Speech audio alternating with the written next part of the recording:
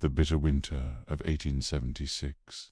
High in the secluded mountains of the Montana Territory, a German physician named Dr. Theodor Brennan stumbled upon a discovery that would shadow him for the rest of his days. Tucked away in a lonely cabin nearly 23 miles from the nearest settlement, Brennan unearthed medical journals that revealed something shocking. 5 generations of deliberate inbreeding within one Irish family. But the journals were only the beginning. Beneath loose floorboards, wrapped carefully in oiled cloth, he uncovered the preserved bodies of 7 infants. Each child bore the same grotesque deformities features that, according to the family's own ruthless standards, marked them unfit to live.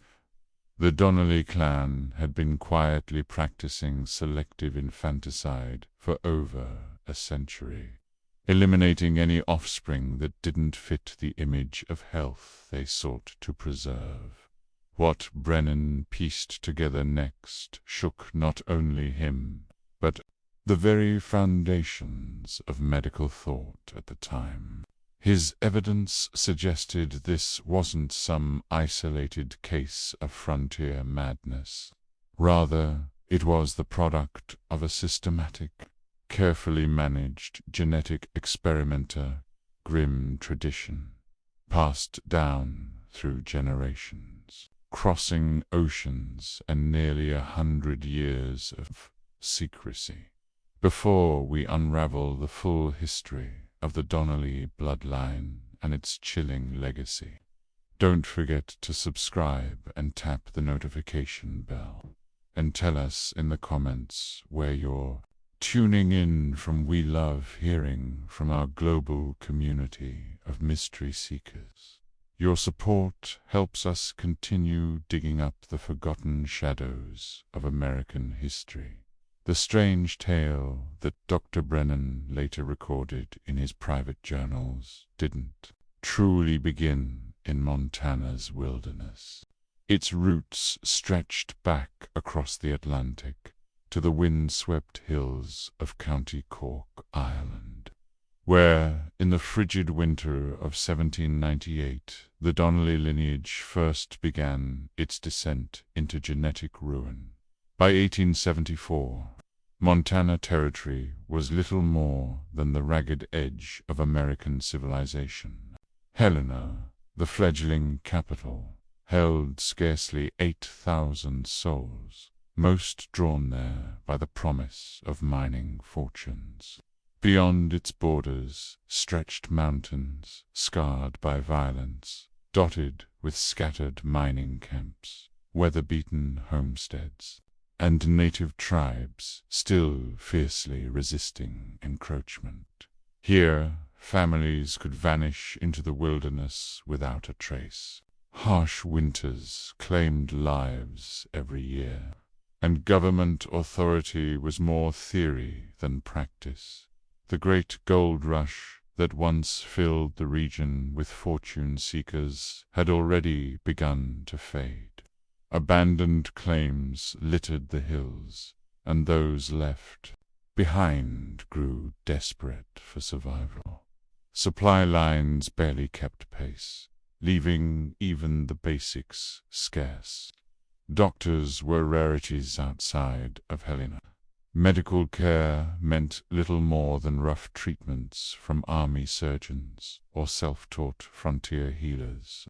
It was precisely this lawless isolation that made Montana attractive to those who needed to disappear people with pasts better left unspoken.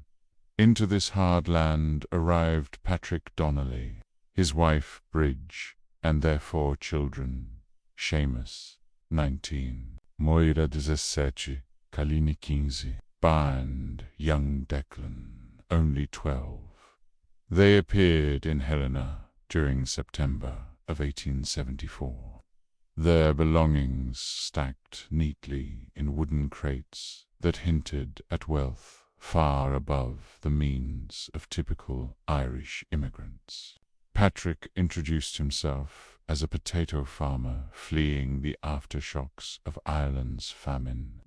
Yet his soft, ink-stained hands betrayed a life not of farming, but of bookkeeping and study.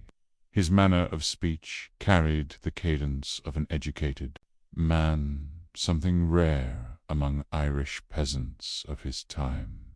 Bridge, in contrast, appeared as a fragile woman on the edge of collapse. Thin, pale, and prematurely aged, she clung to her children with an almost suffocating protectiveness. Town merchants noted she paid only in gold coins, counting each one over and over before releasing it. Her haunted eyes seemed to carry the weight of horrors far beyond the ordinary hardships of frontier life. What officials at the Territorial Land Office didn't know was that the Donnellys' paperwork supposedly showing 3 years of residence in Brooklyn, New York, was a masterful forgery. The employment records, references, even their neighbors' testimonies had all been fabricated. In truth, they had never lived in New York. They had fled Ireland under a cloud of scandal so dark it nearly consumed their entire parish.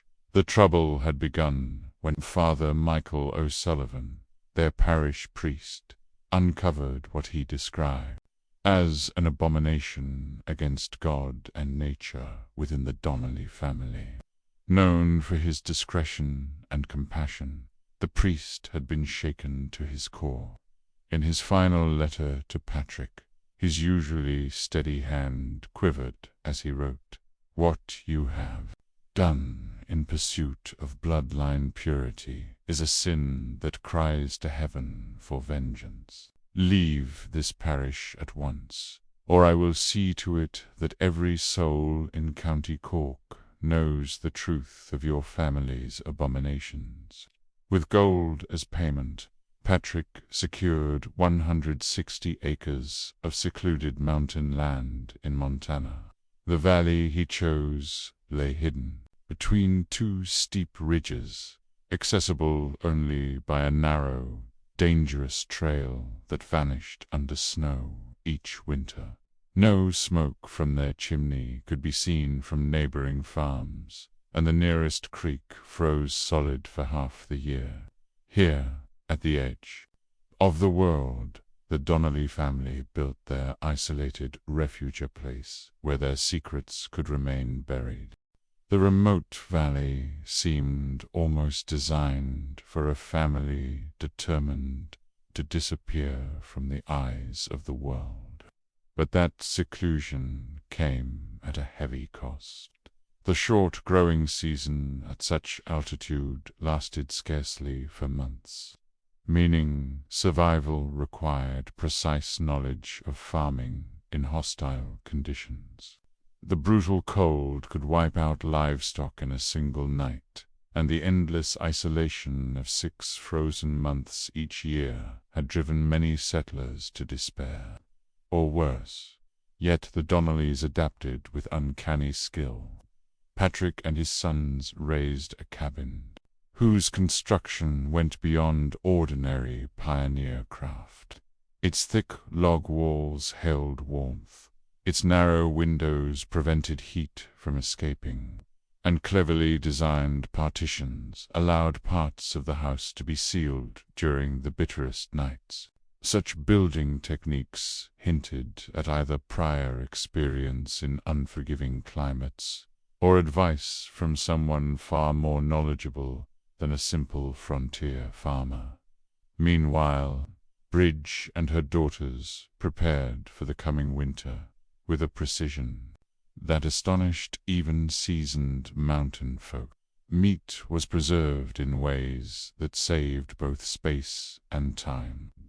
Crops chosen with care to withstand rocky soil and short summers, and supplies rationed with a mathematical order far too exacting for a family. said to be uneducated peasants, but those few who crossed paths with the Donnellys on their rare trips into Helena noted strange details. Their physical similarities were so intense they bordered on unnatural ice. Blue eyes, gaunt, angular faces, and unusually long fingers gave them an eerie uniformity. The children, in particular, unsettled observers, astonishingly intelligent and obedient, yet oddly subdued, as though ruled more by fear than by love. Even stranger were the fragments of conversation overheard by Jake Harrison, the mail carrier whose monthly route carried him past their cabin. Though the family often spoke in Irish Gaelic, their English revealed disturbing theme-talk of keeping the bloodline pure, of strength earned through proper breeding, and of sacrifices required for the family's progress. These were not the words of ordinary homesteaders scratching out a life in the wilderness. The first undeniable sign that something had gone terribly wrong came in March of 1875, when the thaw finally opened the mountain passes. Harrison arrived with the spring mail and sensed at once that winter had exacted a dreadful toll.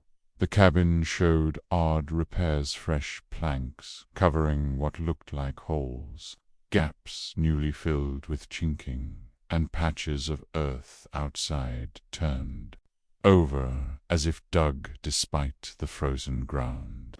Most disturbing of all was the odor, sickly sweet, unmistakable to anyone familiar with death. Bridge Donnelly met him at the doorway, but she was scarcely recognizable. Once a sturdy frontier wife, she now appeared frail and hollow-eyed, her hair streaked with premature gray, her hands trembling as though with unending nerves. Her dress hung loose on a body wasted by hunger or grief. When she finally spoke, her voice was hoarse from long silence. The winter, it was hard. We lost much. There were complications. Inside, Harrison found Bridge in labor, aided only by her teenage daughter, Moira.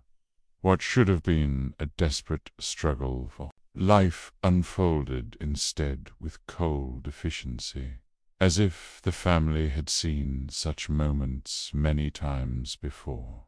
The infant that arrived was horribly deformed, a spine twisted into a grotesque curve, one arm ending in a malformed hand, and a head oversized with a sloping brow that bespoke serious defect. Its cries were thin, its breath ragged, yet it clung to life. What chilled Harrison was not the child's condition, but the family's response. There was no shock, no grief, only a clinical detachment. Patrick and Bridge spoke swiftly in Gaelic, their tone not anguished but matter-of-fact, as though following a practiced routine. Then Patrick declared with grim finality, "The little one will not last the week. The mountain is too harsh for such a fragile soul. Better the Lord takes them quickly than let them linger."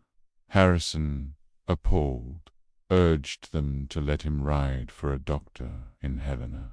Even weak or malformed children sometimes survived with care, he insisted. But Patrick's pale eyes hardened, his voice like iron. "We tend to our own. It is God's will when children are not meant for this life. To defy that would be sin itself." To Harrison, it sounded less like faith than a rehearsed justification, a speech this man had given before, perhaps many times. There was a weight behind his voice that carried more than authority. It hinted at punishment for anyone who dared intrude on the family's private affairs.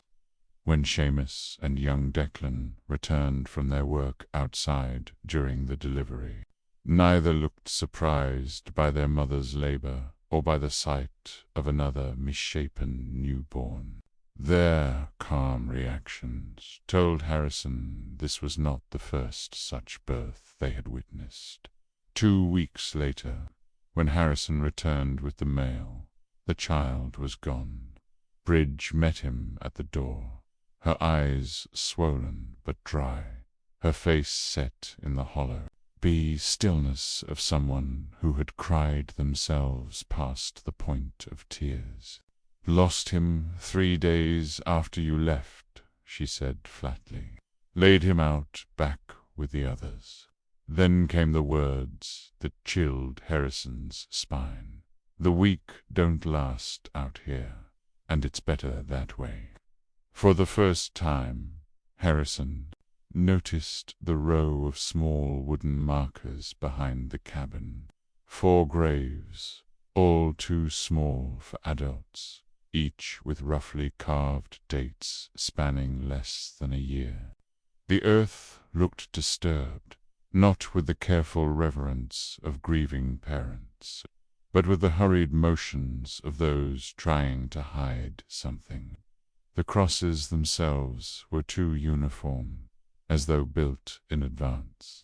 Their neat spacing left room for more. That summer, Harrison paid closer attention during his monthly visits. The Donnelly homestead seemed ruled by forces far darker than ordinary frontier hardship. The children moved like soldiers under strict command, careful not to make mistakes. Their interactions carried an unspoken code, secrets shared but never spoken aloud. Moira and Colleen, only 17 and 15, worked with the skill and composure of grown women, yet their eyes betrayed a haunted weariness. Their voices with their parents held fear, not respect. Seamus, the eldest at 19, stammered badly whenever his father was near, shrinking at sudden movements and going silent whenever questions about family life arose. Declan, the youngest, appeared the most outwardly normal, yet once Harrison caught him staring at the graveyard with a look of dread. When asked about the siblings buried there, the boy whispered, "Sometimes babies aren't right, and father says God doesn't want them to suffer. But sometimes I think maybe it's not God who decides." He stopped himself at once, clamping a hand over his mouth, and refused to speak another word that day. Even more disturbing were the fragments of conversation Harrison overheard when approaching quietly through the woods. Phrases about keeping blood strong, honoring the sacrifices of their ancestors, and watching for the signs in children. The words, often spoken in Irish, carried the rhythm of ritual. They spoke of the others back home, of how the weak ones were always dealt with, and of choosing which children could remain. This was not simple family tradition. It was a system carried across oceans and generations. The remote homestead was not just an escape from society. It was a sanctuary chosen precisely so their practices could continue. Hidden from the laws and scrutiny of ordinary life by the winter of 1875, the family was sealed in once more by snow, completely cut off until spring. But it was during this second isolation that their legacy of bloodlines and secrecy grew impossible to hide. In October of that year, Dr. Theodore Brennan arrived in Helena. He was a physician of rare training, having studied in Vienna, Berlin, and Edinburgh, where new theories about inherited traits were just beginning to take shape. His medical library contained writings by Francis Galton and other early thinkers, whose ideas would one day be called genetics knowledge, decades ahead of frontier medicine. Brennan had not come west for fortune, but to bury his own disgrace.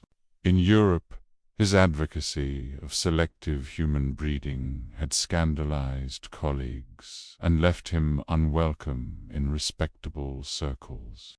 The frontier had always promised Brennan the chance to disappear from scrutiny and pursue his research away from the rigid oversight of institutions. Ironically, that same lawless privacy seemed to have appealed to the Donnelly clan for reasons far darker that was during the brutal winter of 1875–76 that Brennan first caught wind that something unusual was unfolding. Deep in the mountain valleys, in February, Jake Harrison, the seasoned mail carrier who'd been traveling those dangerous passes for nearly a decade, arrived at Brennan's Helena office after braving the winter trail. His account carried a weight of unease that Brennan could not ignore. Harrison spoke of strange lights flickering from the Donnelly homestead at hours when most families conserved every scrap of fuel. Smoke rose at odd times, the fires within burning hotter and longer than survival needs would dictate. But what disturbed him most were the sounds that rolled across the frozen wilderness. Dr. Harrison said, his weathered face drawn tight with concern, "I've seen enough hardship in these mountains to know the difference between ordinary suffering and something unnatural. What I've been hearing, no family in distress sounds like that. The crying lasts for hours, then stops all at once, as if cut off, and the singing," he shook his head, "it isn't right. It doesn't sound like human voices. The melody feels twisted, as though meant for throats that weren't shaped like ours." Even Harrison's practical instincts were rattled by what he had glimpsed. On storm-choked nights, when no one had business outside, he saw figures moving through the snow. They were tall with awkward strides, their shapes distorted by wind and shadow, yet not entirely explainable by either. Brennan's medical instincts burned with curiosity. But the passes were impassable under winter's chokehold to attempt. A journey before spring would have been suicide. Besides, the Donnellys had never sought help, despite Harrison's clear testimony of illness and disturbance. Frontier families usually called for a doctor only in desperate, life-threatening circumstances. Their silence spoke volumes. Denied the option of travel. Brennan turned to records. He combed immigration logs, parish archives, and territorial files for any thread of the family's past. The story they had woven that they hailed from County Cork, driven out by famine and ruined farms in the 1860s, began to unravel under scrutiny. Cross-checking with Irish parish books and land deeds revealed glaring contradictions. The relatives they named couldn't be traced. The farms they claimed to have lost didn't exist in county records. And there was the matter of their wealth, despite claiming destitution. They had purchased Montana land outright with gold, paid the high price of transcontinental passage, and established themselves with a financial comfort that no poor immigrant family should have possessed. Brennan's digging turned up even more troubling notes in New York immigration files. The Donnellys had indeed passed through Ellis Island in 1874. Yet the children had drawn the attention of medical inspectors for their abnormal development traits that hinted at hereditary defects. Dr. Samuel Morrison, the attending physician, PED, urged that the family be detained for extended medical examination. His recommendation was brushed aside by administrators eager to clear the endless tide of arrivals. But Morrison's notes hinted at something deeper. He believed the family was concealing information critical to public health and safety, and he remarked on their strangely coordinated evasiveness when questioned. Patterns began to emerge. Other Donnelly families appeared in scattered records across the country, each attracting suspicion. One in Pennsylvania had drawn notice in 1871 after an unusual string of infant deaths. Another in Ohio had been investigated for child neglect in 1873, only to vanish without warning before authorities could act. Each family seemed to uproot itself the moment scrutiny grew too close. The suggestion was chilling. These were not isolated incidents, but fragments of a larger whole. A network of kin, perhaps, moving quietly from state to state, carrying with them the same unsettling traits and practices as the thaw of spring crept toward the mountains. Brennan found himself consumed by the mystery. His medical knowledge told him that inbreeding within small, isolated groups often led to deformities and genetic decline. Yet the Donnellys' case bore signs of something more deliberate, something cultivated, almost engineered. Between Harrison's accounts of unnatural sights and sounds, the falsified immigration trail, and the strange echoes of related families across the states, Brennan began to fear that what he was uncovering was unlike anything he had ever encountered in medicine. In the spring of 1876, once the mountain passes thawed enough for safe passage, Dr. Theodore Brennan resolved to visit the Donnelly homestead himself.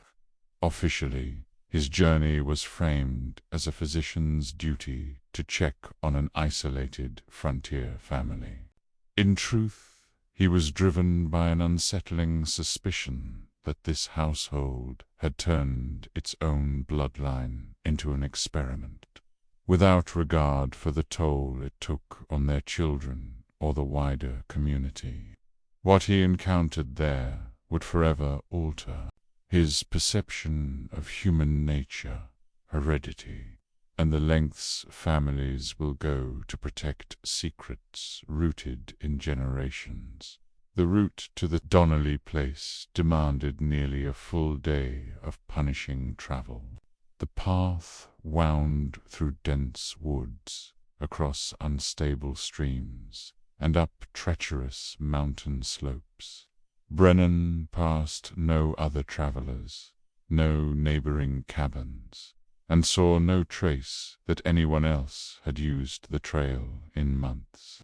The seclusion felt deliberate, as though chosen precisely to keep the family hidden from the outside world. At first glance, the homestead gave the appearance of prosperity and normalcy. The cabin was sturdy and well maintained, the surrounding land carefully managed. Gardens were neatly tended, livestock shelters stood solid, and water channels had been engineered with striking efficiency. Yet Brennan's trained eye caught unsettling details that an ordinary visitor might have overlooked. Behind the cabin lay a small graveyard. At a glance it might have seemed like any family plot common to the frontier, but the number of graves immediately alarmed him. 11 small crosses stood in neat rows each, marking a child-sized resting place. The dates carved into them revealed a disturbing pattern, deaths occurring at evenly spaced intervals, rather than the irregular clusters typical of disease outbreaks or harsh winters. Even more troubling, the ground nearby showed signs of fresh digging. It looked as though the family had been preparing additional plots in advance, as though future losses were not just possible, but expected. The crosses themselves bore the same weathering, as if carved in sets rather than made individually in times of grief. Patrick Donnelly, the family's patriarch, met Brennan at the door. He offered the politeness expected of a frontier host, but his eyes betrayed exhaustion and something darker. Patrick's hair had turned shock-white, though he was only in his mid-40s. His face carried the etched lines of long-term stress, and his hands shook faintly when he wasn't paying attention. The doctor recognized the look. It was the mark of someone living under unrelenting psychological strain. "We don't need a doctor," Patrick insisted, though his voice lacked conviction. "Our people have always handled our own affairs. Outsiders only make matters worse." Behind him, his wife, Bridge, appeared. Brennan was taken aback at how much she had withered since she was last described by visitors. Once strong, she now looked frail and hollow-eyed, her body reduced almost to bone. Her trembling hands hinted at either neurological illness, malnutrition, or extreme mental strain. When she tried to speak, Patrick silenced her with a sharp glance in exchange that carried the weight of long years of dominance and fear. The children, however, revealed the darkest truths. Moira, the eldest daughter at 18, was visibly pregnant, her condition to advance to be the result of contact with any outsider. The implication was inescapable. Colleen, just 16, seemed to have matured unnaturally fast, her adult features fully formed, suggesting hormonal disturbances likely tied to hereditary problems. Her submissive, cautious demeanor suggested she had endured experiences no girl her age should have known. Young Declan, 13, bore unmistakable physical deformities. One side of his face developed normally, the other arrested, as though growth had stopped halfway. He walked with a crooked gait from spinal distortion, and his long, flexible fingers suggested a congenital disorder Brennan recognized from medical texts. During the visit, Brennan observed the family's interactions with unease. The children behaved with a tense obedience, moving carefully as though every action was weighed against potential punishment. Seamus, the eldest son at 20, was the most unsettling of all. His severe stutter had worsened to near silence, and he seemed constantly on the edge of a breakdown. Each time Brennan questioned him, Seamus began to answer honestly, only to falter mid-sentence and retreat into silence, clearly terrified of what might happen if he spoke too much. The longer Brennan stayed, the more convinced he became that This was no ordinary frontier family. What he witnessed in that cabin was not merely hardship, but a deliberate legacy of secrecy, fear, and unnatural practices carried forward under the guise of tradition. The Donnelly home struck Dr. Brennan as unusual from the moment he stepped inside. Unlike most frontier cabins, which were built for practicality, this one was divided into too many enclosed spaces. Heavy curtains and locked doors suggested concealment, rather than simple privacy. From behind those barriers came noises that didn't match the family's explanations, and drifting through the air were odors, both medicinal and organic, faintly sweet, faintly rotten, nothing like the simple remedies or food storage practices he had encountered in other homesteads. When Brennan finished his examination and prepared to leave, Patrick drew him aside with a nervous intensity that betrayed a conflict raging inside the man. He seemed torn between preserving the family's secrecy and begging for the help he clearly needed. Dr. Patrick whispered, glancing back toward the cabin to make sure no one overheard. Sometimes God tests a household with trials that demand terrible choices. If I told you such a thing, would you understand? Could you help us without asking questions that might bring harm to those already burdened? Before Brennan could reply, Patrick pressed on, his words spilling faster. Our blood carries strength, but it also carries complications.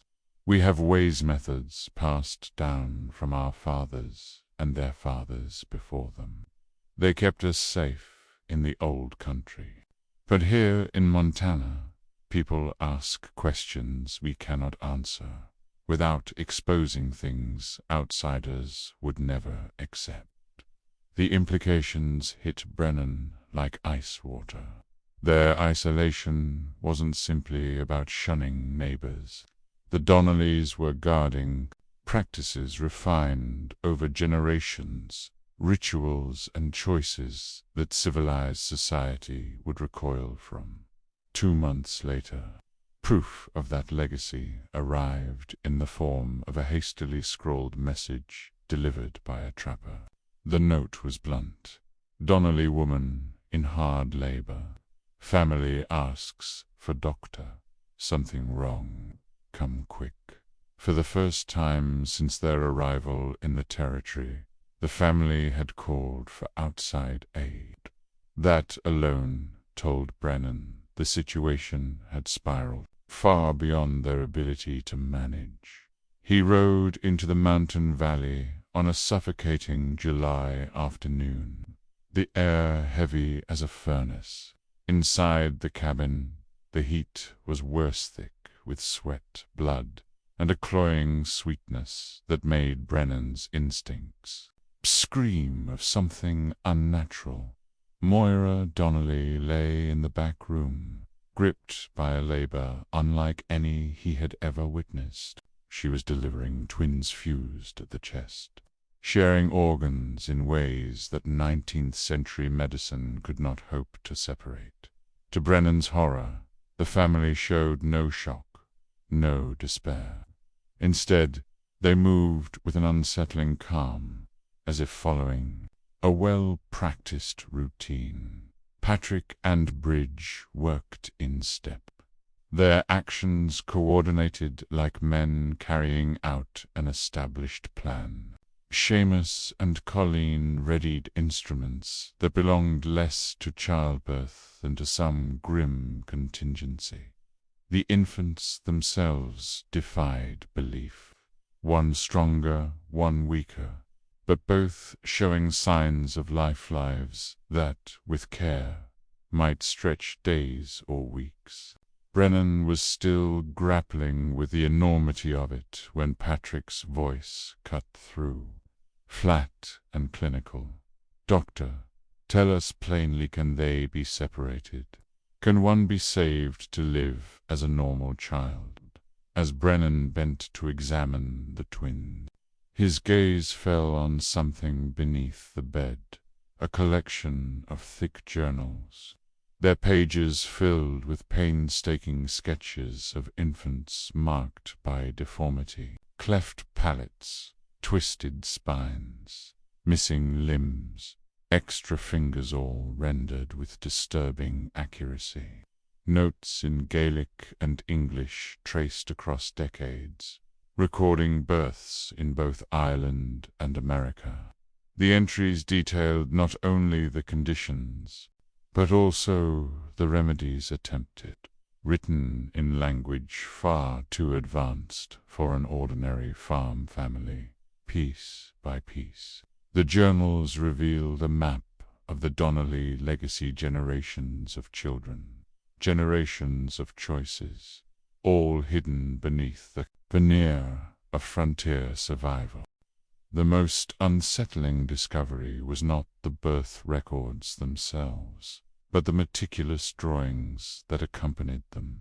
Each entry contained illustrations mapping not only the visible deformities of the newborns, but also imagined internal structures, notes on whether the infant could survive, and cold assessments of what the family called quality of life. The medical tone couldn't disguise the reality. These were systematic judgments, deciding which children were permitted to live and which were deemed unfit. It was then that Bridge finally broke her silence. Her voice carried the weight of centuries of inherited belief. The bloodline must remain untainted, Doctor. Weakness cannot be allowed to pass into the future. We learned this truth long ago in the old country. What seems like cruelty to others is, in truth, an act of mercy for both the child and the family line. Her words sounded less like personal opinion than the recitation of sacred law. But this creed was not religious in the usual sense. It was a doctrine of human breeding that treated people as livestock and newborns as subjects in an ongoing experiment. The weathered journals contained far more than simple medical observations. Hidden among the records were sprawling family trees that traced the Donnelly lineage back through multiple generations, carefully charting marriages between cousins and uncles and nieces. The charts explained why genetic deformities were so frequent. Patrick and Bridge themselves were not just spouses, but first cousins, continuing an intentional pattern of consanguineous unions.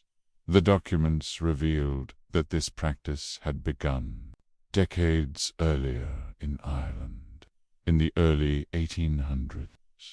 Patrick's great-grandfather became convinced that the Irish people could be improved by applying the same breeding principles farmers used on cattle and sheep.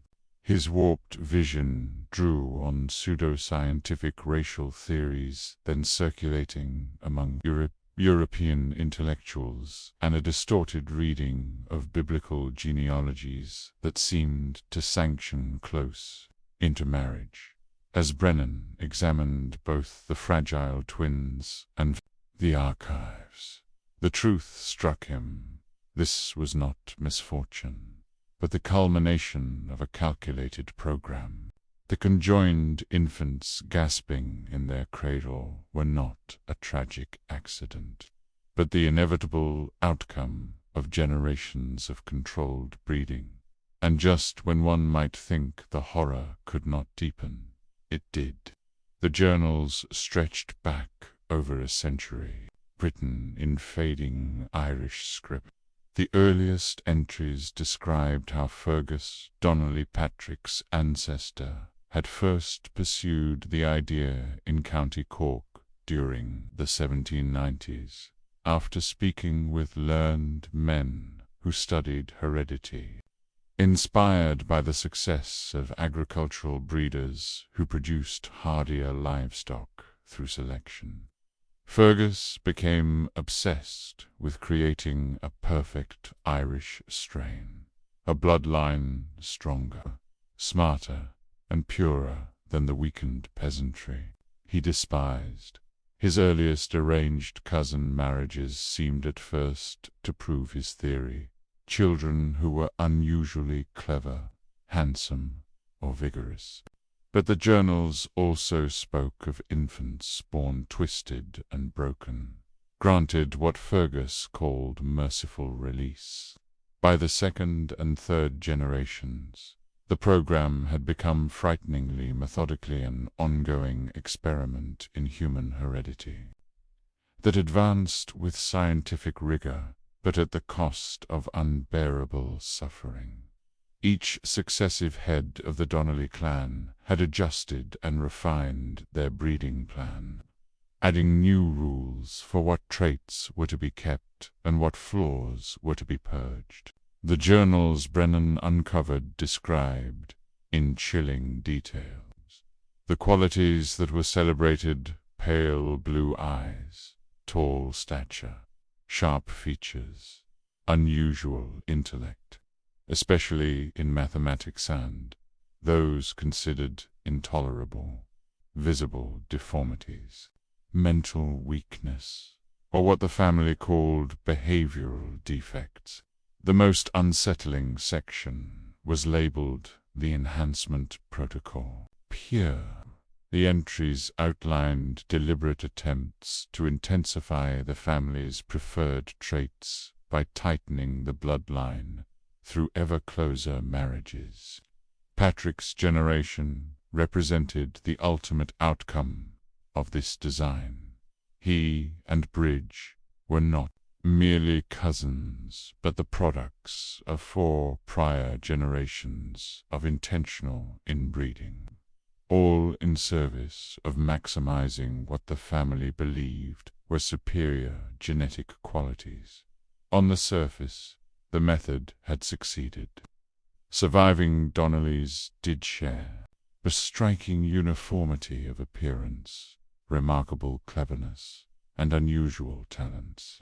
But the price had been ruinous. Severe birth defects, signs of madness among the older children, and the parents' own physical decline revealed a lineage collapsing under the weight of accumulated genetic damage. My great-grandfather believed he was creating a master race, Patrick admitted when Brennan confronted him with the journals. He studied the finest breeders of horses and cattle in Ireland, men who could produce extraordinary animals by careful pairings. He believed the Irish had been weakened by centuries of poverty and oppression, and that only by improving our bloodlines could we restore our rightful place among the peoples of the world. Patrick's tone wavered between pride and doubt. For 4 generations, the method seemed to work.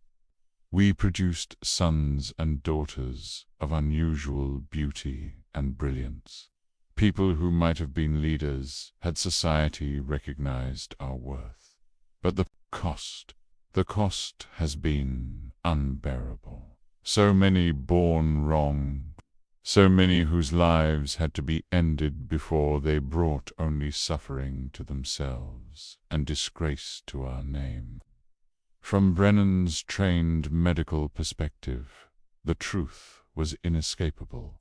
The Donnelly line had not been purified, had been wrecked. Inbred unions had amplified harmful recessive genes, producing ever-worsening abnormalities.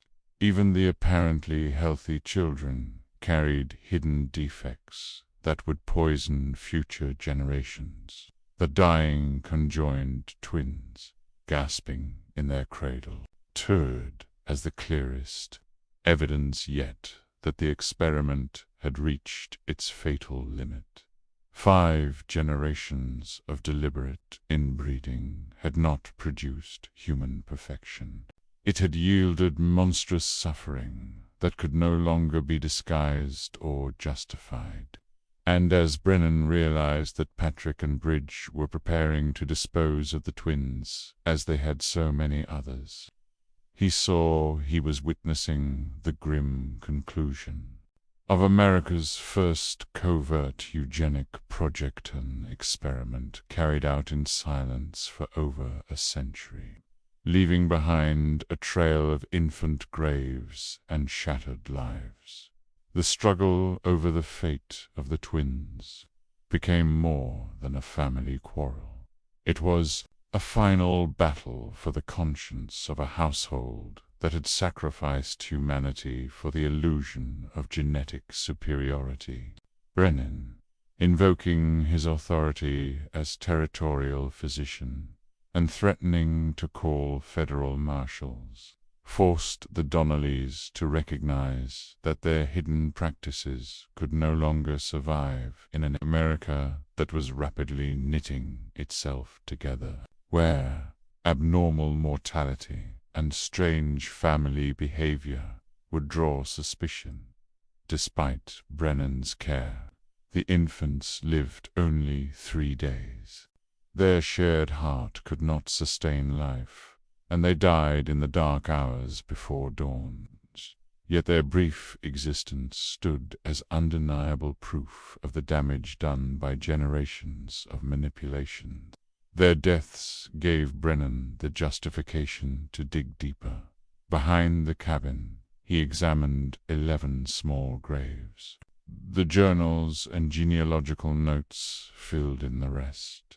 At least 23 children had been deliberately killed over the decades, judged unfit because of physical defects, mental impairment, or temperaments the family labeled unacceptable.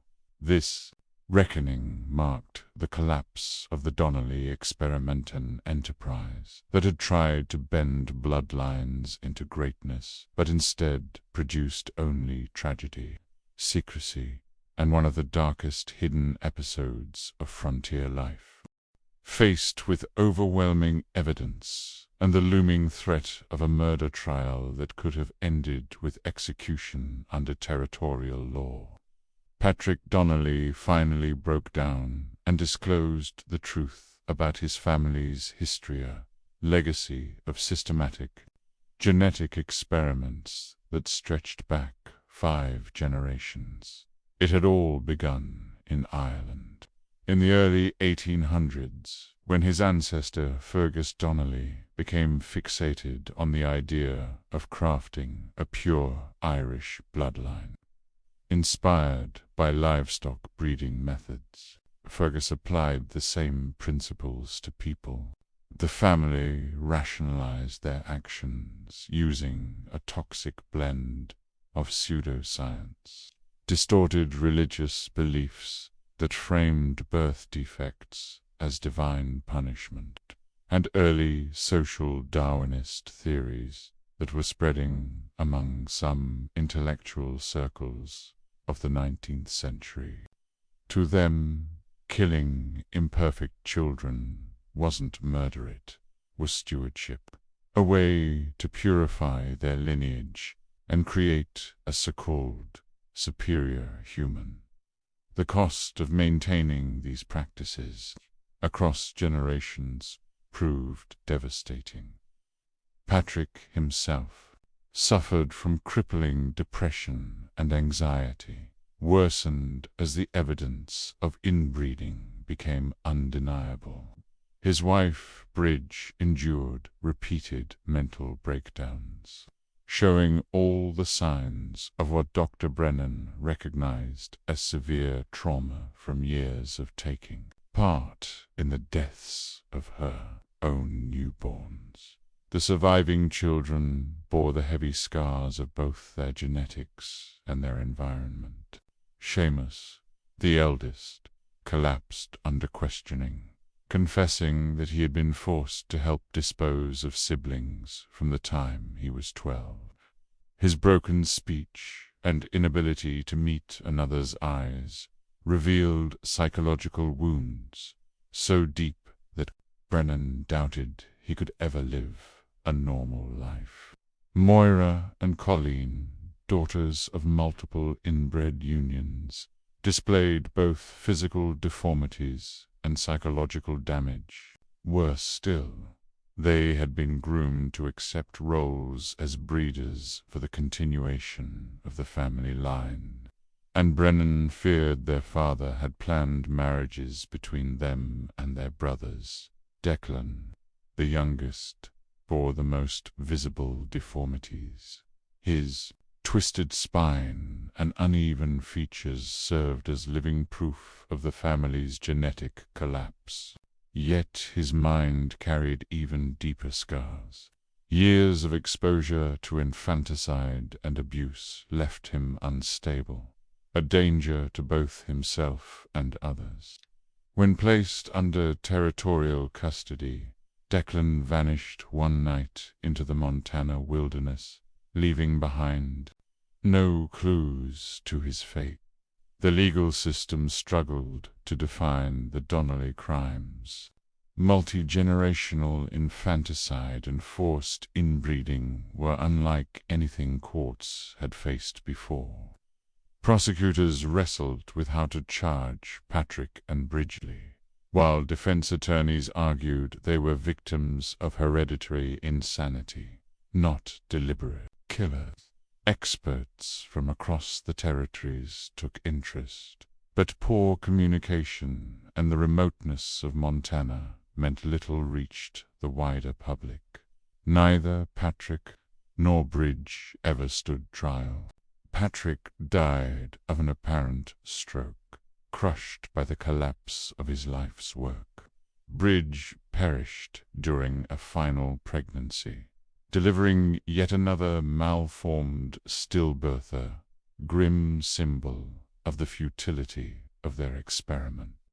Dr. Brennan documented everything, whose medical reports, published in territorial and later national journals, became some of the first scientific evidence linking close intermarriage to genetic abnormalities. But he kept the darkest truths, the systematic infanticide, the abuse, the conditioning hidden in his private journals, discovered after his death in 1923. These writings revealed his lifelong torment over what he had witnessed. Nightmares of the murdered infants, especially the conjoined twins, haunted him until the end. The Donnelly homestead, abandoned after their arrests, was left to the wilderness. Locals shunned the site, fearing not only the brutal winters but also the memory of what had happened there.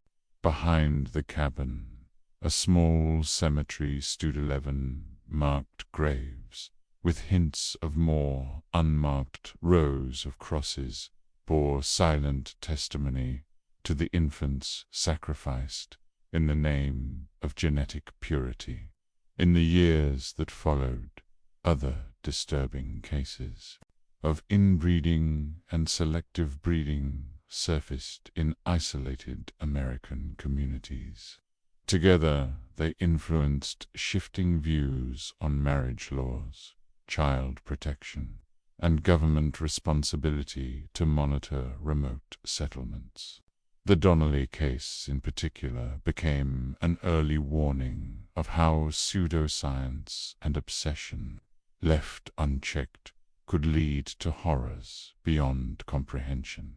Their story remains a chilling reminder: when human beings are treated as experiments, when love and compassion are abandoned for the pursuit of imagined perfection, the result is only tragedy. The Donnelly family's century-long attempt at human breeding stands as one of the darkest intersections of secrecy, frontier isolation, and primitive science.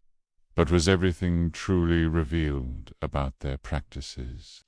Could other families have carried on similar traditions in the shadows of the frontier, hidden from authorities who lacked the reach to intervene?